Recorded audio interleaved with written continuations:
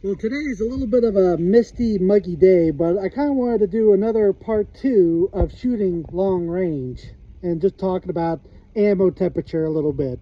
So I did talk about this rifle in the past on my YouTube channel. All this is just a Marlin 223 Remington with a bull barrel, and I have a fixed 10 powered scope Vector, 1/8 of an inch each click at 100 yards. So at 200 yards, it's a 1/4 inch for every click. And you got your nice focusing right here on the side. So what I did was went to the shooting range the other day, 200 yards, because I noticed my rifle was shooting a little low to the right. Now, when I sighted this in at 200 yards before, it was a very hot day and the barrel was hot. So it was just round after round, and I zeroed it in. So today I went down to get it re-sighted for what's called a cold bore shot. So a cold bore shot is because the barrel is cool, so it's contracted, so the round grips the rifling differently. Also, the ammo temperature itself is cold. And something a lot of people don't know is cold ammo burns slower.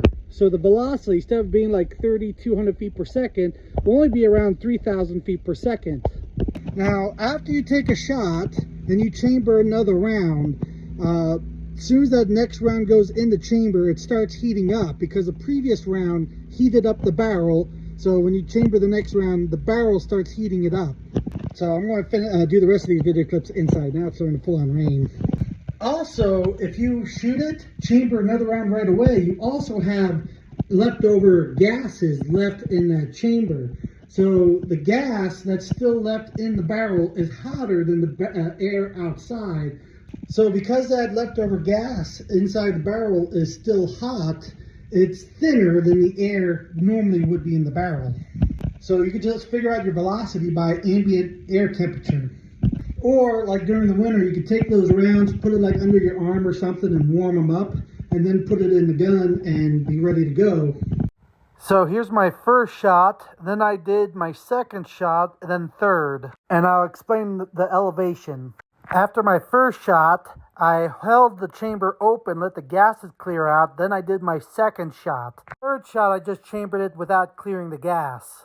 So you can see the first to second shot is just ammo temperature. The third shot is with ammo temperature and gases left behind. So now you kind of understand how the ammo temperature and gases left behind changes the elevation. So you could see at 70 degrees outside, at 200 yards, the round hits just a little bit low. So I know at like hunting season, when it's like 35, 40 degrees outside and ammo temperature, it's going to be about 2 to 3 inches lower than what you see on that target. Now, let's just say it's summertime, it's about 90 degrees outside in the sun, then it's going to be shooting about 3 to 4 inches higher on that target. So that way you have a good idea where the round is going to be in elevation at any time of the year. Also, it's very important not to clean the rifle after you get it set up like this, because you want to keep the copper equilibrium, keep everything the same. If you clean the barrel, what's going to do is clean out all that copper fouling, so your velocity is going to slow down from that. Also, you're going to leave behind a lubricant, which is also going to slow down your velocities. So when a lot of people sight in their rifles and they take them home and clean them and everything, and at 200 yards, between cold ammo, cold barrel, no copper fouling, lubricant, your velocity for that first round on rifle season is only going to be like maybe 1,200 to 1,500 feet per second. So at 200 yards, let's just say you're putting them through the same hole at 200 yards on a hot day, round after round.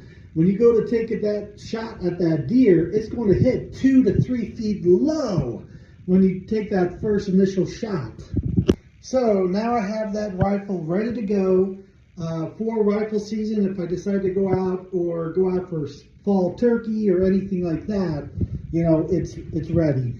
But it is really fascinating to learn the science of shooting long range. There's a guy on YouTube, I think, something Rex. He goes into all the details of shooting long range, and that's where I learned from. Also, instead of doing the formulas yourself with algebra, you can also get a ballistic calculator which I'll show you the one app I use. So the Starlook Pro app is what I use.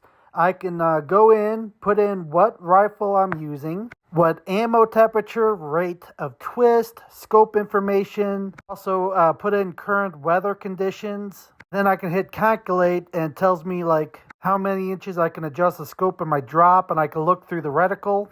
So here I'm going to go on, put in 600 yards, and then I'm going to push calculate. It tells me how many inches of drop, and I can also show on the reticle where the impact is. So maybe later I'll go into more detail in shooting long range. I hope you enjoy.